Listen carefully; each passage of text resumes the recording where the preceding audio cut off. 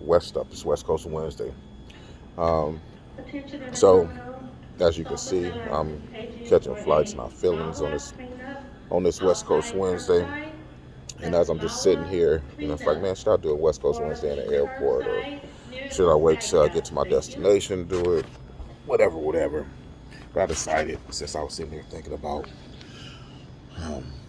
just the fact that I'm doing things differently, that I'm moving differently, that I feel differently, that I'm discovering new things, and I'm rediscovering some things about myself. And when I think about my past decade, decade plus actually, it's like, man, certain things that I'm rediscovering about myself. Like, why did I stop doing those things?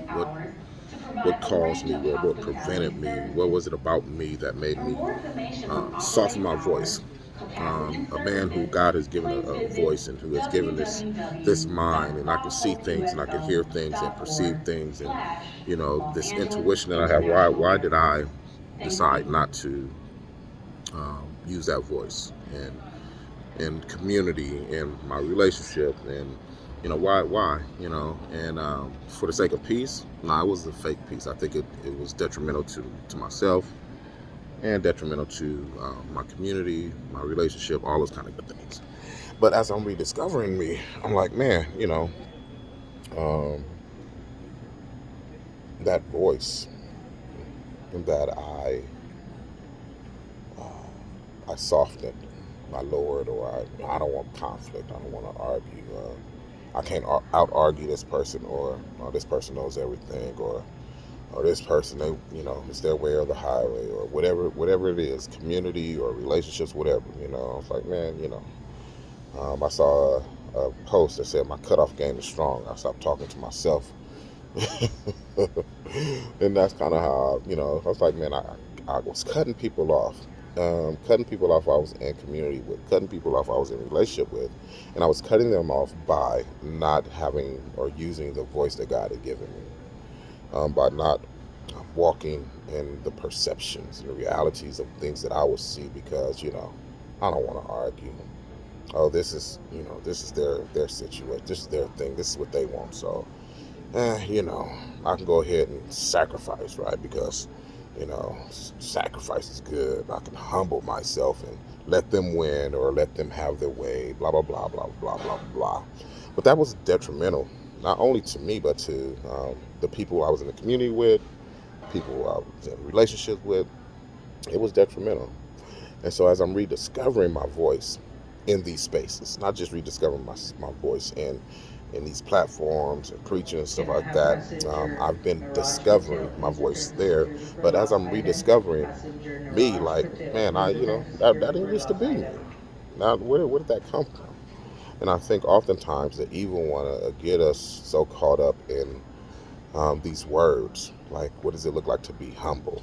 And so I'm just being humble, or what does it look like to sacrifice? I'm going to sacrifice, and I'm not going to win this argument. It's better to save a soul than to win an argument, right? Um, well, we use those words, and they're cop outs. I'm walking in humility. Are you really? What does humility really look like? Um, are you denying your power to uplift somebody else, or are you? Does humility mean I don't have a voice?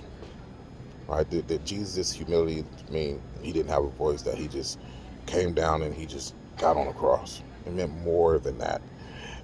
Did his sacrifice mean that he wasn't going to be a man of integrity? Did his sacrifice mean that he wasn't going to hold people accountable? No, it didn't. And so oftentimes we just use these words. We use, good scriptural, biblical words, and we don't really utilize them the way that they were utilized in the Bible. And I found myself, that's really who I became. I became this dude who, I don't want to argue, so I look better because I don't want to argue. I'm sacrificing. That wasn't sacrifice, that was foolish, right? Oh, I'm not gonna say anything about this or that, this, the other, and then I'm miserable in a situation, but that's sacrifice, right? But Jesus was miserable, right, while he was doing God's work, right? That's not necessarily true. the joy of the Lord, right? His purpose. We put this fake humility on things.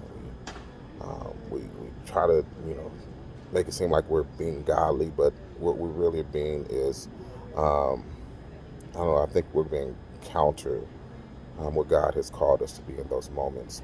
And so this morning, man, I just want to drop that on y'all, a little moment of transparency as I'm rediscovering and discovering who Alvin is as you know, a older gentleman navigating this space, catching flights, not feelings. That's it. I don't have anything more. As always, though, stay blessed, stay west.